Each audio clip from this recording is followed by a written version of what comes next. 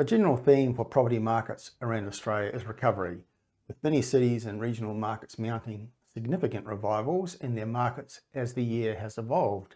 But there's one major market that I would avoid as an investor, and that's Canberra. This is a market that looks increasingly unattractive for a host of reasons, including political interference. The first reason is that Canberra is not showing any signs of joining the revival momentum which has been seen in most other parts of Australia.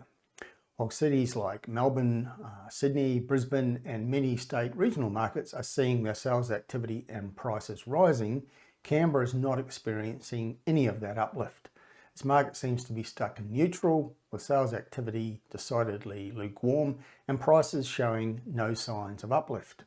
The second reason is that Canberra offers little in the way of affordability. Its median house price, which is around $960,000 in August 2023, is the second highest in the nation after Sydney. Now, most cities have a range of market segments from the affordable to the middle markets to the top end, but pretty much everywhere is expensive in Canberra. Its cheapest suburb has a median house price above $700,000.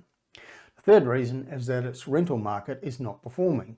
At a time when most locations have vacancy rates at 1% or lower, Canberra is the only capital city with a vacancy rate above 2% and the only major city where rents are not rising. Indeed, according to SQM research, Canberra rents are falling. The fourth and perhaps biggest reason to avoid Canberra is that it has a government which appears determined to discourage anyone from investing there. The Greens are a coalition partner with Labor and the ACT government, and they're determined to decimate the rental market with a rental freeze. The ACT Attorney General is also the ACT Greens leader, Shane Rattenberry, and he seems determined to force a rental freeze on the Territory Government and the Canberra market. ACT Greens backbencher Jonathan Davis in July released a draft bill proposing a 2-year ban on raising rents, followed by an annual cap of just 2% increases.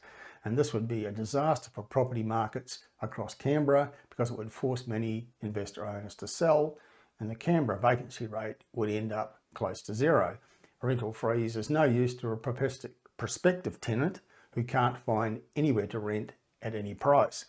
The proposition that an owner of a property faced with massive increases in their costs, including interest rates, council rates and insurance premiums, amongst other things, is prevented from increasing their price is both ridiculous and untenable. Many will have no choice but to sell, robbing the Canberra market of thousands of rental properties. Now, rather than address the fundamental issue, which is the long-term shortage of rental properties, the Greens want to apply a band-aid which will do little to stem the hemorrhage. Now, Chief Minister of the ACT, Andrew Barr, has ruled out the measure, which is mirroring the tensions between Labor and the Greens at a federal level. But the naivety of the Greens in these matters is quite extraordinary, and they're adding to a growing list of reasons why nobody in their right mind will want to invest in real estate in the national capital.